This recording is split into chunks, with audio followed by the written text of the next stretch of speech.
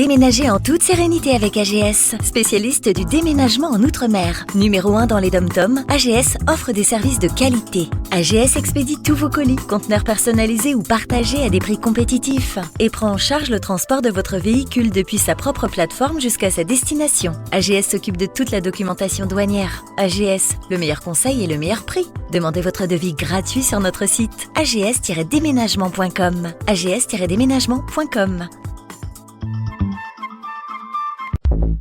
Guadeloupe, actualité.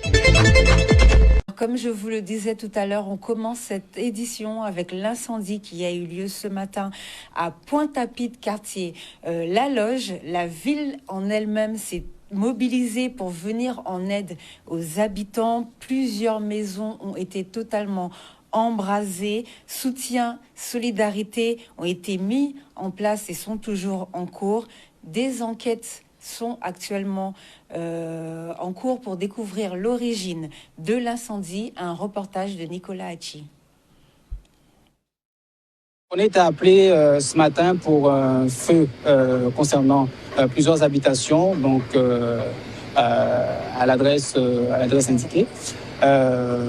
Et donc à l'arrivée sur les lieux, au bord de la loge, nos personnels ont constaté qu'il y avait plus de 5, voire 6 maisons qui étaient déjà complètement embrasées. Pour cette intervention, nous avons mis en œuvre trois fourgons incendie, un fourgon pour pouvoir nous assurer l'alimentation pérenne en eau. On a également un VSAV qui assure le soutien sanitaire de nos personnels et éventuellement pour des victimes, la surveillance de victimes, une cellule de commandement et bien évidemment des officiers pour assurer donc la gestion de l'intervention. J'habite dans le quartier depuis très très très longtemps, mais les choses commencent à se gâter parce qu'il y a des maisons inhabitées et que les gens esquattent. Nous avons été réveillés par les cris, par les voitures, par les pompiers et tout, mais que voulez-vous, c'est ça, hein? C'est comme ça que ça s'est passé. C'est triste, surtout quand on habite des petits endroits comme ça, nous ne voyons pas grand monde. Sauf nous avons une conseillère quand même qui est très très présente. Elle passe souvent, elle demande ce qui va pas, mais que voulez-vous, elle peut pas faire plus que ça. Il y a des personnes émotionnellement atteintes, donc je me suis rendue sur les lieux dès 6h, 6h15, j'étais sur les lieux pour recenser les personnes qui en avaient besoin, réconforter aussi aux besoins. Et voilà ce que j'ai fait le tour aussi un peu des maisons, voir les besoins dans l'immédiat des personnes et puis surtout orienter les personnes vers leur centre communal d'action sociale afin d'évaluer les besoins et leur venir en aide. Également, la ville de Pointe-à-Pitre a dépêché notamment Madame Diacoc qui est élue présidente du CECAS pour une prise en charge rapide. Les services techniques de la ville de Pointe-à-Pitre aussi étaient sur place qui ont permis éventuellement de circonscrire l'essentiel. Et ce qui est important, c'est que les sapeurs-pompiers ont été encore plus rapides puisqu'ils ont pu rapidement circonscrire le feu, ce qui est aussi intéressant pour nous puisque la zone est un peu compliquée et donc il n'y a pas eu de problème d'eau. Ça aussi c'est important, les sapeurs-pompiers sont bien équipés à ce niveau-là et nous sommes heureux de constater qu'il n'y a pas eu de victimes. Ça aussi c'est à retenir. Et puis le plus important c'est de rassurer les personnes, faire en sorte que cela ne puisse pas se reproduire. Donc il faut aussi faire de la prévention indiquée, mais on est aussi en train de mener l'enquête pour savoir et connaître véritablement l'origine de l'incendie. Nous avons quelques pistes qui vont être étudiées, donc c'est ça aussi le plus important. Mais pour l'heure, c'est de rassurer les habitants. Voilà, et maintenant, direction Petit-Bourg qui inaugure sa maison de la parentalité. C'est la 9e sur notre territoire. Alors, comment accompagner les familles? Plus d'infos dans ce reportage de Solène Fèvre. Nous avons déjà une mission de service public et de politique que nous menons grâce à la contribution de nos agents qui travaillent déjà avec 20 familles qui rencontrent des difficultés. Nous avons souhaité, par la présentation de cette maison-là, indiqué que c'est une politique forte de la ville de Petit-Bourg. C'est plus qu'une demande, c'est un besoin essentiel pour notre société. Nous sommes sur la validation de la 9e maison de la parentalité sur le département et nous avons pu constater lors de nos différents échanges avec les habitants sur tout le territoire guadeloupéen, Saint-Martin compris, qu'il y a un grand besoin d'accompagnement dans le cadre de la parentalité. Nous avons des jeunes parents, nous avons des parents un peu plus âgés et qui ont des manquements au niveau de l'accompagnement de leurs enfants. Et nous avons besoin de les accompagner au mieux pour leur permettre d'avoir tous les outils pour mieux appréhender cette parentalité qui parfois est très difficile. Nous avons un personnel communal qui est composé d'un coordonnateur et bientôt d'un référent famille. Ce sont des personnes ressources qui seront chargées de faire le lien avec les familles et les partenaires. Donc les partenaires qui seront présents sont en lien avec la psychologie de l'enfant, en lien avec l'accompagnement des familles, en lien avec les addictions, beaucoup de sujets qui sont importants de pouvoir sensibiliser en fait les familles. Nos enfants vivent dans un environnement qui a beaucoup changé avec de nouveaux outils et forcément l'environnement a une incidence sur le comportement et donc rend encore plus difficile l'éducation de nos enfants. Les moyens d'hier ne sont plus les mêmes moyens d'aujourd'hui, nécessaires aujourd'hui, et c'est pour cela qu'au-delà de l'accompagnement des enfants, ce sont surtout nos parents qui ont besoin, dans cette nouvelle société, d'avoir les outils indispensables. J'ai fixé 10 mois à l'entreprise. Ils se donneront tous les moyens pour que dans les 10 mois, nous puissions inaugurer ce nouvel équipement et les services publics de la ville de Petit-Bourg. Et maintenant, place à nos invités qui inaugurent, elles, ou qui organisent le village de la parentalité, cette fois-ci à Bémao. Bonsoir, mesdames. Bonsoir. Alors, vous êtes Madame Valérie Dacalor, vous êtes la directrice du service enfance, famille et cohésion. Et vous êtes Madame Anne-Lise Métainville, responsable du service famille et parentalité de la ville de Petit-Bourg. Alors, de Bémao. Alors, excusez-moi, effectivement. Est-ce que vous pouvez nous présenter votre événement, s'il vous plaît ? Écoutez, bonsoir à tous. Donc, le village de la parentalité rentre vraiment dans une semaine consacrée à la parentalité. Donc, jeudi 15, hier, c'était la journée internationale des familles. Donc, nous avons voulu marquer le coup à Bémao. Donc, nous avons une maison de la parentalité et de la famille depuis 2016 et nous l'avons inaugurée en 2022. Donc, depuis cette année-là, nous offrons des journées portes ouvertes aux familles.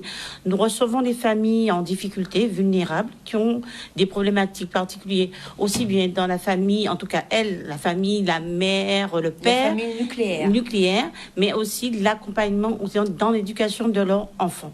Donc, hier, nous avions en tout cas cette porte ouverte avec l'intervention de professionnels tels que le psychologue Hérol Lucier, la procureure Madame Caroline Calbo, voilà, qui ont vraiment voulu intervenir en tout cas par rapport aussi aux événements d'actualité qui touchent notre territoire, notre département. Donc, voulu marquer en tout cas l'importance de la famille, l'importance de communiquer, l'importance de toujours garder ce lien entre le parent et l'enfant. Donc, on a voulu aussi étendre cette journée sur une matinée avec l'ensemble des partenaires qui sont à nos côtés durant toutes ces années par rapport à mettre en place un village de la parentalité. Donc, je laisserai ma collaboratrice présenter en tout cas toute l'organisation, tous les partenaires et bien sûr, nous profitant de l'antenne pour inviter vraiment toutes les familles de Bémao, singulièrement, mais sinon de toute la Guadeloupe. Donc, bonsoir. Donc, effectivement, le village aura lieu demain, samedi 17 mai, de 9h à 14h sur la place de la ville, donc en face de la mairie de Bémao. Et dans ce cadre, en effet, on aura des tables rondes avec des juges, des avocats, des associations telles que Force, mais aussi des partenaires institutionnels qui seront présents et associatifs aussi. Donc, ce sera l'occasion pour permettre des échanges en fonction des difficultés des familles, en fonction des questions. On sait que le jeudi, c'est vrai qu'on l'a fait hier, mais en semaine, c'est pas toujours évident pour qu'on puisse avoir une bonne partie de la population population. Donc, on s'est dit, on allait aussi proposer un village le samedi. Donc, on attend les familles. Donc, n'hésitez pas à venir, puisqu'il y aura vraiment de quoi pour répondre aux problématiques, surtout parents-enfants, famille élargie, famille nucléaire. Donc, voilà. Donc, c'est demain le rendez-vous et les familles sont attendues. Alors, merci pour plus de précisions. Quelles sont les actualités sur notre territoire ? Les actualités sur le territoire, c'est vrai que nous avons beaucoup, on entendait beaucoup l'utilisation des armes entre les jeunes. On entend aussi les violences intrafamiliales, les violences conjugales qui touchent en tout cas beaucoup de familles du département. Donc la maison de la parentalité, en tout cas, c'est un refuge. En tout cas, on dit que nous avons des professionnels, les personnes qui sont victimes, les personnes qui sont confrontées à ces problématiques, nous les accueillons pour pouvoir en tout cas les écouter, les orienter, en tout cas les mettre dans les mains en tout cas de professionnels, pouvoir les accompagner au mieux pour leur épanouissement. Voilà. En tout cas, je voudrais préciser aussi que demain, au-delà des tables rondes que nous aurions sur le village, nous aurons aussi des ateliers coaching, ateliers jardinage, ateliers avec ludothèque. Donc nous avons un panel d'activités aussi bien pour les parents que pour les enfants, c'est-à-dire ouvrir ce village à tout le monde pour se sentir bien, pour se dire aujourd'hui c'est notre jour. On pourra en tout cas décompresser, voilà, en famille et trouver en tout cas aussi des outils, des petites phrases pour pouvoir nous réconforter dans des moments aussi difficiles. Merci. Est-ce que vous voulez rajouter quelque chose ? Alors, juste dire que la maison de la famille existe et aussi sensibiliser les familles pour leur dire de ne pas avoir peur quand il y a une difficulté au sein de la famille, de venir, de frapper, d'ouvrir les portes en fait, pour trouver des réponses et pour ne pas laisser en fait le problème au sein de la famille, puisque on se dit des fois on a peur d'être jugé, d'être stigmatisé, mais il faut avoir confiance en fait en nous. Nous avons des professionnels pour accompagner, donc c'est vraiment avec beaucoup de beaucoup de chaleur qu'on reçoit les familles pour les écouter déjà, les accompagner et pour pouvoir trouver des solutions adaptées à leurs problématiques. Donc, d'accord, voilà. Merci beaucoup mesdames et donc rendez-vous demain. Merci.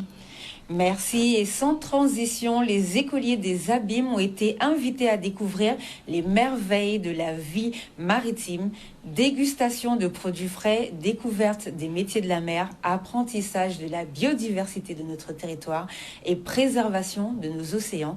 Un reportage de Charlie Dagonia.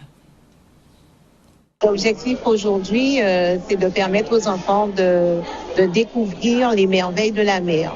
Donc, la restauration scolaire, ce n'est pas seulement donner des repas aux enfants, ce n'est pas seulement la fabrication des enfants, mais c'est aussi l'éducation à l'alimentation durable. Et à travers ce projet, justement, nous permettons aux enfants de découvrir les merveilles de la mer, en l'occurrence le poisson, différents types de poissons. Mais nous avons aussi une option sur la protection de l'environnement. Montrer aux enfants que malgré le fait que nous pêchons, mais à travers la pêche aussi, on peut protéger l'environnement. Donc c'est une sensibilisation à la mer, à la protection de la mer. Et c'est aussi une façon de faire découvrir autrement le poisson aux enfants, puisque très souvent, les enfants connaissent le poisson sous forme de produits surgelés, notamment le petit rectangle pané.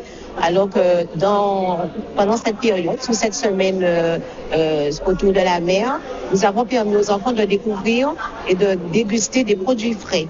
C'est un métier qui malheureusement n'a pas forcément une bonne image et nous sommes là pour pouvoir véritablement montrer et démontrer qu'il y a de l'avenir, surtout quand nous sommes dans l'éducation nationale. Mon fils, par exemple, qui est en 3e, a récemment été dérouté de cette profession parce qu'on lui explique qu'il peut faire mieux. Qu'est-ce que ça veut dire faire mieux? En tout cas, lui veut faire ce qui lui plaît, ce qu'il aime, ce qui l'épanouit. Et malheureusement, ce ne sont pas des métiers vers lesquels on oriente les enfants. Donc, nous sommes là pour pouvoir dire aux personnes de respecter le choix de chacun et que la mer, les métiers de la mer, le métier d'un pêcheur, reste un métier à part entière. Je me rappelle qu'il ne faut pas jeter n'importe quoi dans l'océan pour ne pas détruire la planète, les coraux, les poissons, les animaux marins. On a appris qu'on utilise de 1,5 morceaux de plastique par jour et En tout, en France, si on laisse le plastique sous l'eau, en France, ça fait 100 fois le tour de la France. J'ai retenu que polluer la mer, ça tue nos animaux marins et ça tue nous aussi parce que la mer, ça nous permet de respirer et d'avoir de l'oxygène. Aussi, il y a certaines espèces protégées comme la tortue. Et aussi, il y a des pièges à homards où quand ils rentrent, ils peuvent plus ressortir et langoustes et crevettes. Aussi, quand l'eau réchauffe, l'eau monte. Aussi, il y a certains corails séchés qui sont pas bonnes pour l'eau. Le filet peut tuer les tortues et les poissons en les avalant. Et il y a certains coraux qui peuvent être toxiques à la surface et dans l'eau. Mais dans l'eau, ça dissimule. Et pour rester dans le sujet, interrogeons-nous sur l'impact du dérèglement climatique. Quelles sont les actions à mettre en place sur notre territoire pour préserver notre environnement? Ou encore, quelles sont les difficultés que les intempéries posent sur notre département? C'est pour répondre à toutes ces questions que les élèves de l'école Auguste Feller ont été à la rencontre de scientifiques. Direction Vieux-Fort avec ce reportage de Gérard Loiseau. Une association de navigateurs et de médiateurs scientifiques basée à La Rochelle.